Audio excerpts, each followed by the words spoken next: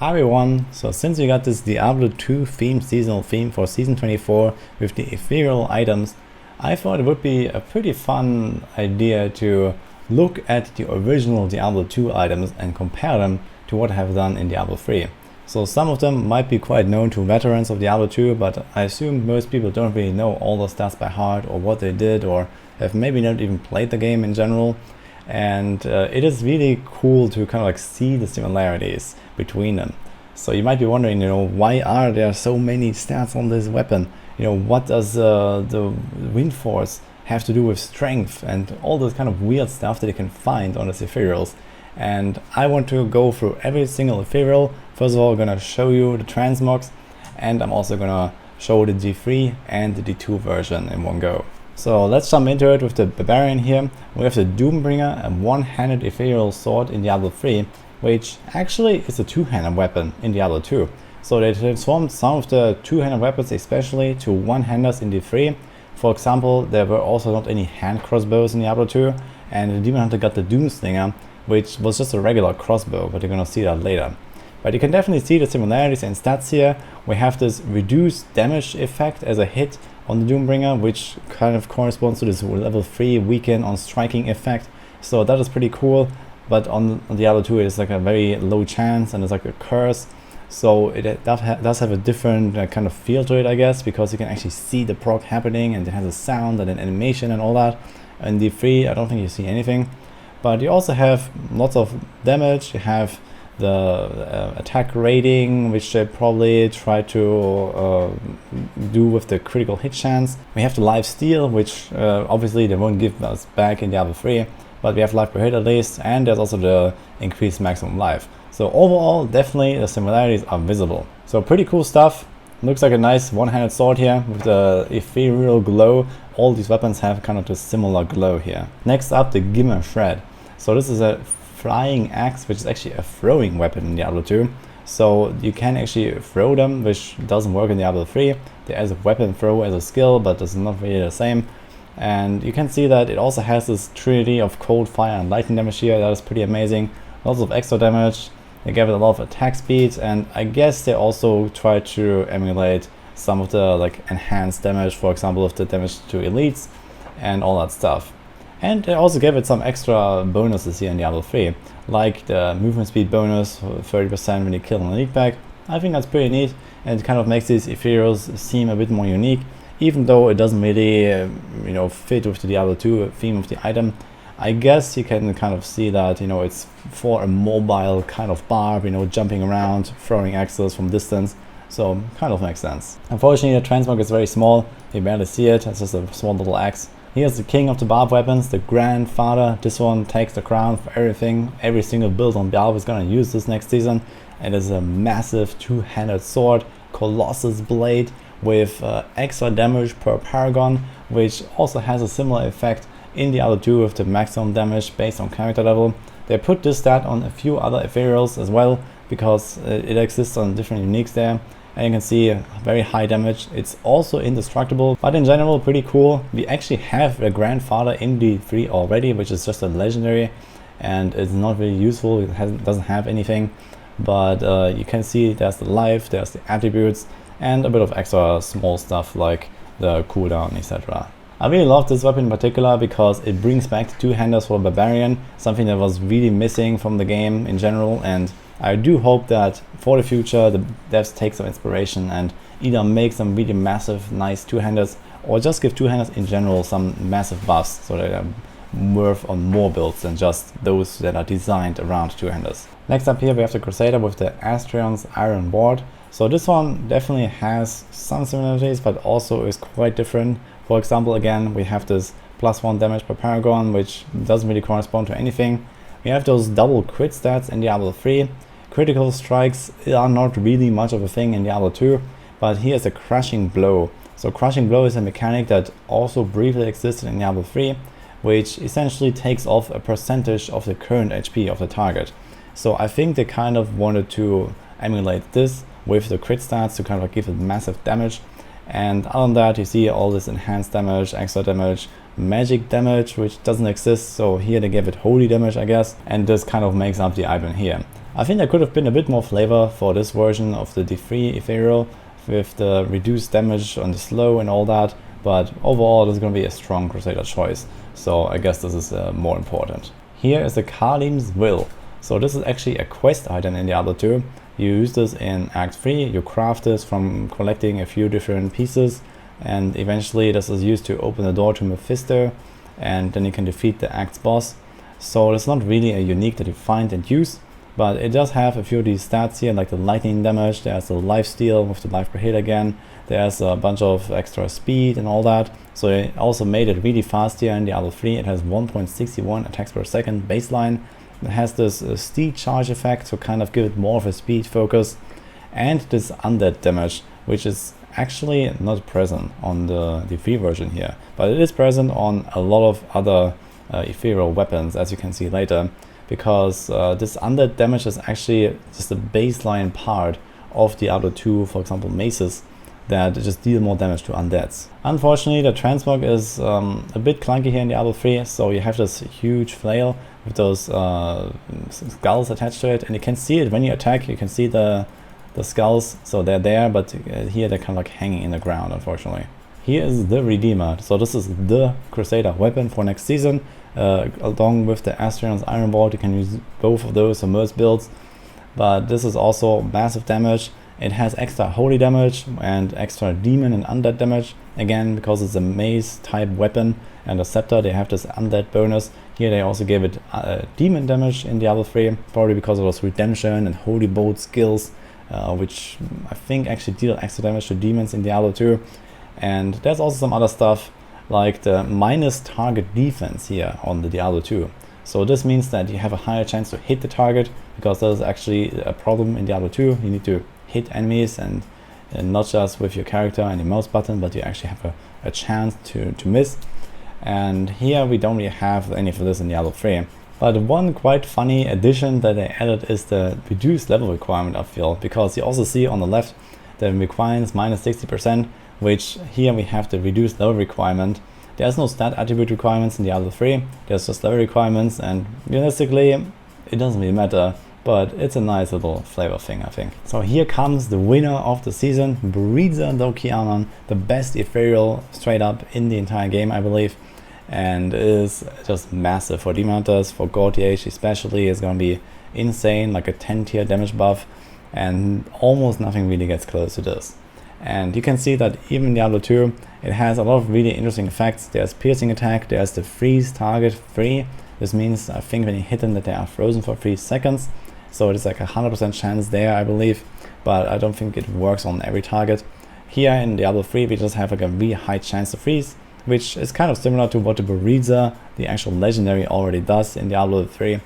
And it also actually lost the piercing attack, because that's actually the pierce on the legendary effect of Bariza as well. So they already tried to remake it in D3 with the normal legendary, but again here's like a bit more flavor from Diablo 2, like the extra damage per paragon again, and they also gave it some extra juice with the frozen enemies always take critical strikes. So it's just massive. It is quite fast for a crossbow with the high attack speed, and it has also this high extra dexterity and cold damage. I also really like the Transmog with this like freezing effect. The normal Bariza already looks amazing, but I like this even more. Here's the Doomslinger. That's actually a quite low level weapon, so nothing really endgame like or anything. And as I mentioned earlier, they transformed some one-handed weapons or two-handed weapons to one-handed weapons, and this is one of those cases. So this is actually a one-handed crossbow in Diablo 3, while it is a two-handed crossbow in Diablo 2, and it doesn't really have a lot of crazy stuff there. It does have a piercing attack again, which does help with some skills, lots of extra damage, and the +1 to skill levels, which again doesn't really exist in Diablo 3. We don't really have skill levels or such, so they added some extra damage, like this area damage perhaps, and the cooldown and resource, you could maybe say, kind of corresponds to this +1 skill level as well. And in general they just tried to add like a bit of extra stuff here to make a one-handed crossbow a bit more useful. But in general the Diablo 3 version will probably not see much use here. There are only very few builds that will not be able to wear Bariza, mostly some hybrid builds with N6 M4 or something like that, and this is about it. And here's the Wind Force. This one is an amazing weapon, also already exists in Diablo 3 as a legendary, but also very useless unfortunately. So it does have high chance of knockback, just like in Diablo 2 and just like the legendary, there's this knockback effect. There's also strength on this bow in Diablo 2, so I really like that they put it on the free version as well, just because, I mean, it does give you a bit of armor, which helps I guess, and it does have this +1 maximum damage effect based on character level, which we also see again on this weapon here. There's mana steal, so I think it would have been pretty funny for the Wind Force in D3 to actually have something like you gain discipline on hit. So there are a few weapons like that, for example the Jade Talon on the Monk that actually has something like Spirit on crit, and there's some Arcane Power on crit weapons on the Wizard and stuff like this. So I think this would have been a pretty cool addition to kind of get this mana stone per hit in Diablo 3 as well. But we do have the resource cost reduction, which was added in the PDR update for the Wind Force, so you can kind of argue with this. And there's also the heal stamina plus 30%, which also kind of corresponds to the resource cost reduction, I guess, because this is mostly kind of like a mobility thing. In any case, I really like how they did it. Unfortunately, the Wind Force is not really worth it seems. So even multi-shot might not even run this and rather go for Buritza. And so does the Marauder build most likely. So I don't think the Wind Force will really be used for anything in like the meta endgame pushes. But we'll see about this. It does have this 200% damage to archery skills, which I really like, which makes this a bit special, but unfortunately the weapon is just not really good enough. I think this number should have been much higher to really make multi-shot and especially cluster arrow like much stronger than they are right now, and kind of give us kind of a taste of what is to come for some future buffs to those sets. So here is the Monk weapons, and there is not really anything that we have in D3 right now that corresponds to those. This is the Bardrook's Cutthroat, which is an assassin weapon. In fact, all the Monk weapons are assassin weapons. So they have kind of like their own special style. You see there's like a claw type of weapon. The Monk does have fixed weapons, so this is probably the closest to it, and kind of like the successor of the assassin in the Diablo franchise. What we see in the Diablo 2 version is again the lifesteal. We have the strength and the dexterity, which we also have present here. We have the 10% crit chance, which is actually quite massive because most Monks builds, or pretty much all of them, actually dual wield. So extra crit chance is really nice with all the extra crit damage from the sockets. And here's also assassin skills, fast hit recovery, which also doesn't exist at all in D3. So that's kind of hard to implement here. In D3 we have this insane special effect of the plus 10% stacking damage up to 100%. So in D3 this works like the Bane of the Stricken, so one target at a time, it stacks up to 10. It's really nice, but it's definitely nothing that corresponds to anything that we see in Diablo 2. In general, the Bardrook's Cutthroat is an insane weapon for the Monks, and most builds will actually use this one if you can use the Ethereals. So there are Shannon's builds, for example, that can't, but this is really the way to go. Next up is the Jade Talon, which is another assassin weapon. This one has also plus extra skills for martial arts and shadow disciplines, fast hit recovery, damage, mana steal, and all rest. 50 all rest is actually massive in Diablo 2 terms. We got a kind of small amount in Diablo 3, just like one regular item roll. So the resistances work completely differently. In Diablo 2, this is like straight up 1 resistance, 1% damage reduction. In Diablo 3, this you just stack up more and more res, and you just have like a scaling damage reduction from that. But in general, I like that they gave it, for example, this Grand Spirit per crit, which is kind of this mana steal thing. So this is usually something unique to wizards in Diablo 3 with the Arcane Power and crit, and here this can actually help some builds out. For example, Tempest Rush can run something like Flying Dragon quite comfortably without running out of Spirit all the time. So this will be pretty fun to see. And it also has this increased attack speed effect that, again, doesn't really seem like it corresponds to anything in the Diablo 2 version, but it is also a really nice bonus as well. Interestingly, we also have the life per hit here on the Monk weapon. Maybe this was done for balancing reasons, because maybe they wanted to get rid of the Shimizu build on the Monk, but all 3 weapons on the Monk have life per hit for some reason. And lastly, here's the Shadow Killer. So this is another weapon that is actually also indestructible. So when you find it as an ethereal in Diablo 2, this is actually really nice because of the extra damage it gains from that. And it does have a chance to cast Frost Nova on striking. So here we have a chance to freeze, which is actually incredibly low, 1.5%. I think this was up to 5%. So it's not really much compared to Bereza. It's definitely nothing. And I believe they could have done more of this. So Frost Nova, maybe there could have been some kind of effect, like this is like a freeze that you proc on one enemy and it spreads to other enemies or something like that. Or maybe it could have actually just casted the Wizard's Frost Nova, because why not, you know? So this would have given this a lot more flavor, I believe, but it is what it is. It is useful for especially support monks, I guess, because it has cooldown, it has resource, it has this reduced enemy damage by 25%. Here we have the minus 25% target defense, which is actually an offensive stat, so it allows you to hit the target more often. And it also has this grants spirit per crit effect, which we have here on the left with the mana after each kill. Overall, Shadow Killer not really useful for any monk build, but will be nice if you don't have anything else, and for support monks. So I would have liked to see a bit more special effect here, especially when some of these D2 ethereals actually cast a certain skill like the Frost Nova here. Then I would have liked to see something like this happen in D3 as well, because I think it would be really amazing to have certain items, not just for the ethereals, but also in general, maybe some rings, or maybe, you know, some items that could cast other classes skills for you in some cases. Here's a Necromancer with the Black Hand key. So this one is actually kind of interesting. So they gave it the cursed enemies are feared in place for 7 seconds as a special affix in D3. So this doesn't exist at all. This doesn't even exist really on the D2 version. There is this Grim Ward ability, which I think is a Barbarian skill that you can put on a corpse, and it summons like a totem, and that fears enemies away. So this is how it works.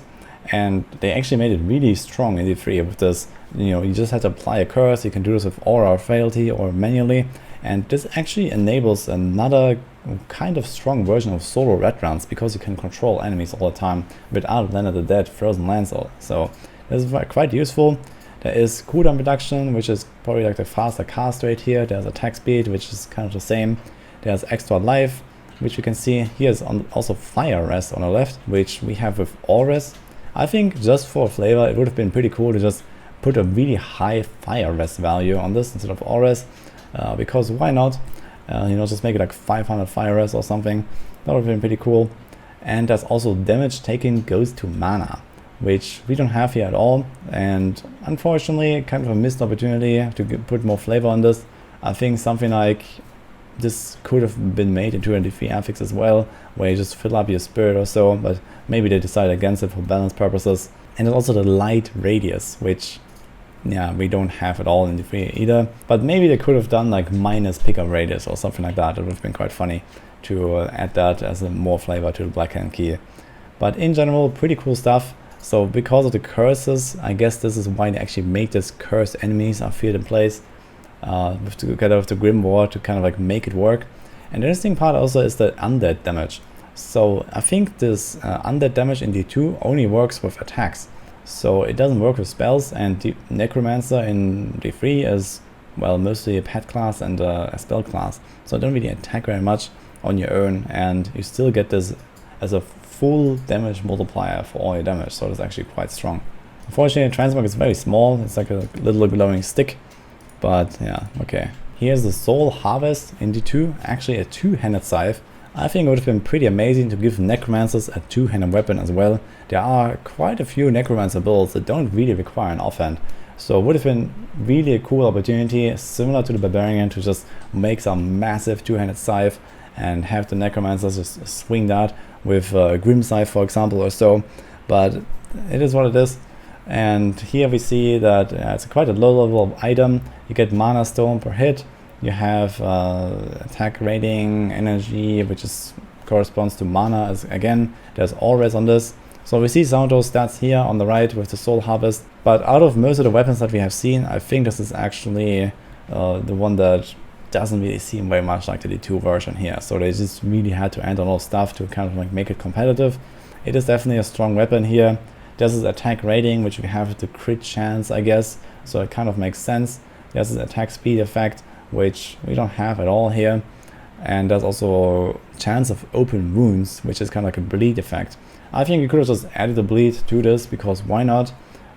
just for the flavor, I guess, and maybe make it really strong. Then you just like have like an extra dot on your enemies that kind of deals some damage.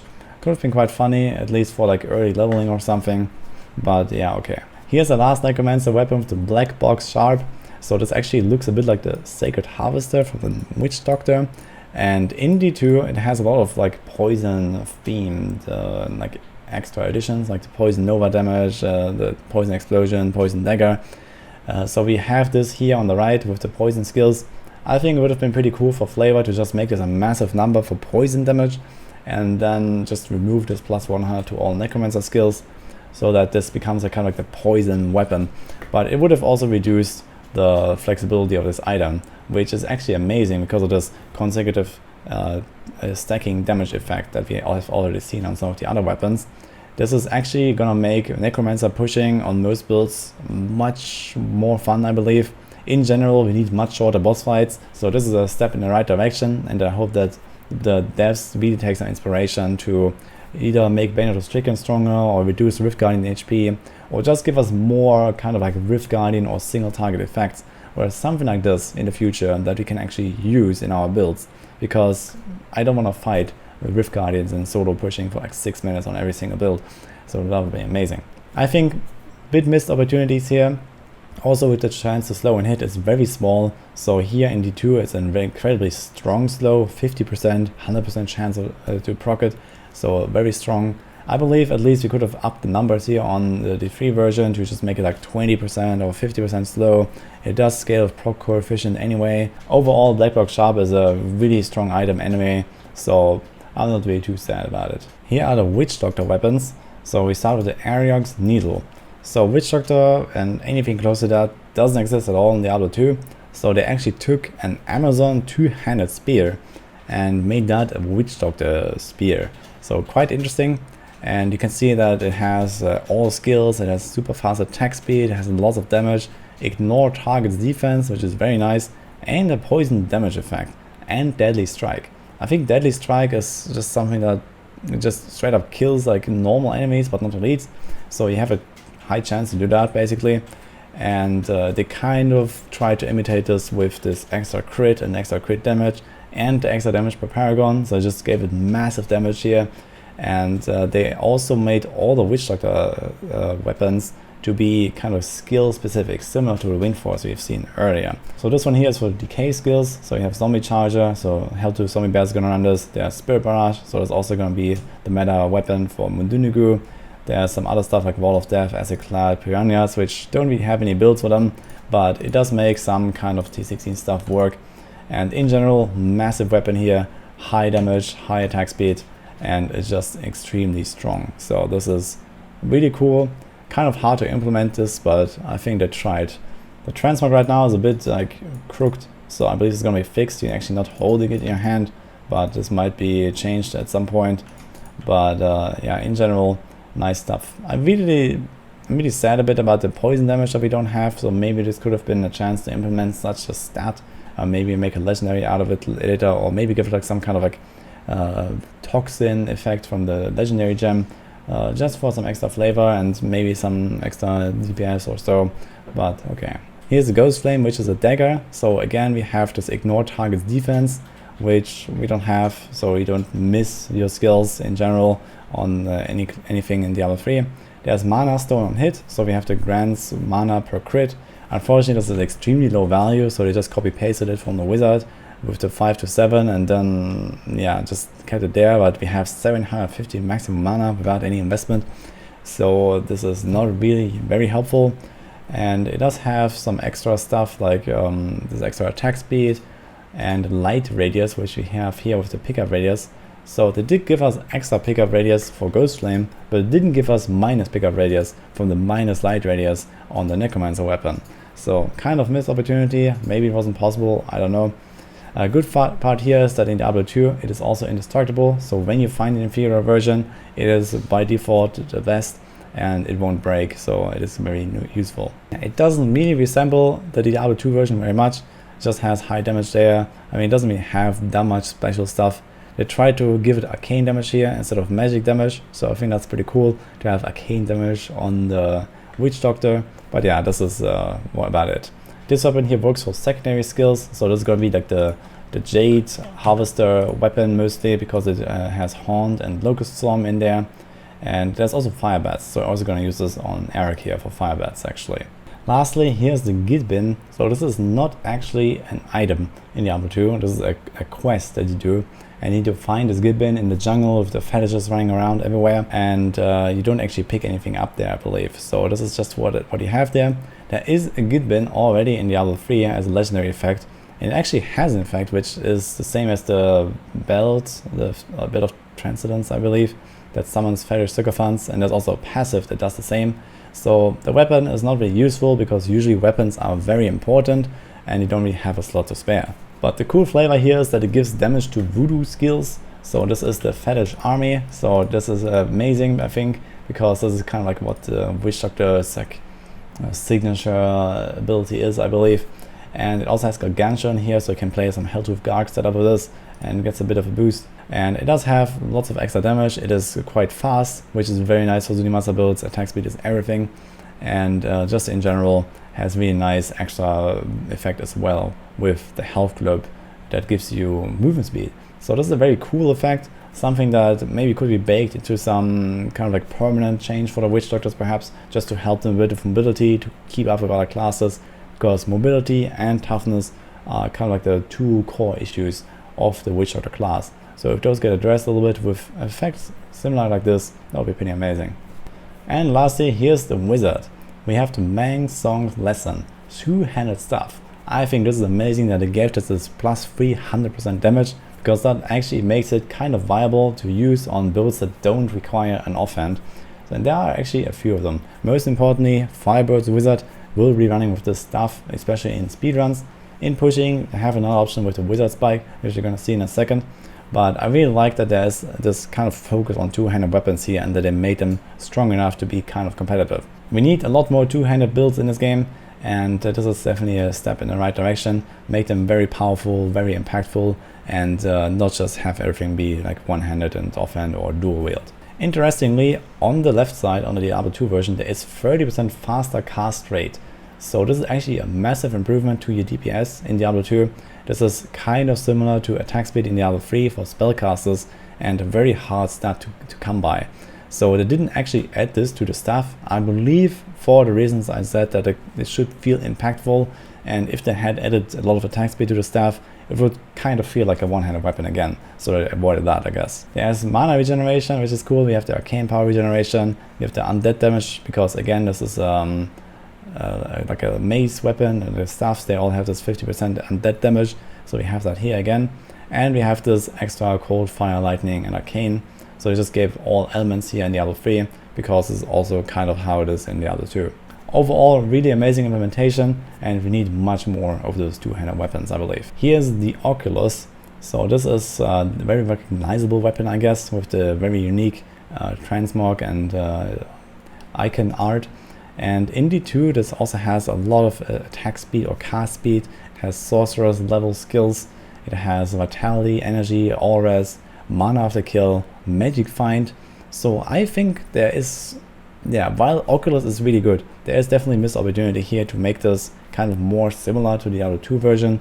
They gave it this reduced enemy damage effect again, which I believe doesn't really fit here. There could have definitely been some stuff, like you could have had a chance to activate the Chaos Potion, like you have here, 25% chance to cast level 1 teleport. I think this would have given this item amazing flavor, and they could have added some other like very strong offensive benefit to kind of compensate this kind of like getting randomly teleported around or something like this. But maybe this was too erratic and they decided against it, but I believe there would have been some kind of implementation possible. We see that it has the resist, it has the life, it has the vitality, etc. There's no magic find on this, which is kind of sad. I think since we already have items of magic find like Nagaring, they could have just slapped some magic find on this, because why not? Gives you slightly more legendaries in T16, I guess, but maybe they didn't want to make this like the clear priority there. And it also has this really high arcane power on crit effect, which is actually going to be very helpful on certain builds. In general, pretty strong item, and I believe it would have been fun to have this kind of teleport effect in some way implemented, but oh well. And finally, here's the Wizard Spike. So we already have one in Diablo 3, which gives you a frozen orb effect. You can actually get a wizard spike with a wizard spike power. So this is actually kind of a viable combo for a frozen orb build, and what you would probably run. We have on the right the consecutive hits deal increased damage, so this is Spanos Stricken effect, which they added to kind of like make it stronger and balance it out a bit. We don't really have anything like that on the Diablo 2 side, but it has massive faster cast rate, and you can also see on the right this attacks per second is very high, 1.71 baseline, is extremely fast.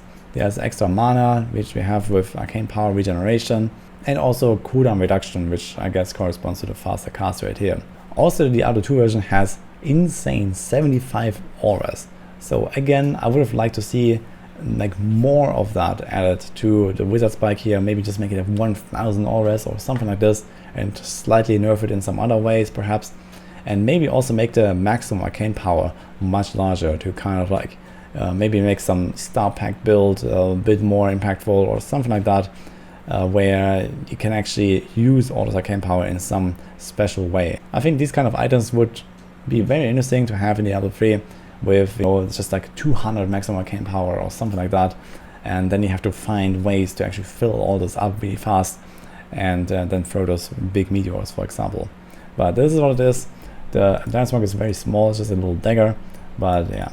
And this concludes my video. For now, I can just say I'm very excited to play Season 24 with the ethereal items. It's gonna be very fun, and I really like the inspiration the devs took from Diablo 2 here. So let me know what you think about it. I believe most people will probably enjoy it as well, and hope you liked my video here. So see you guys next time.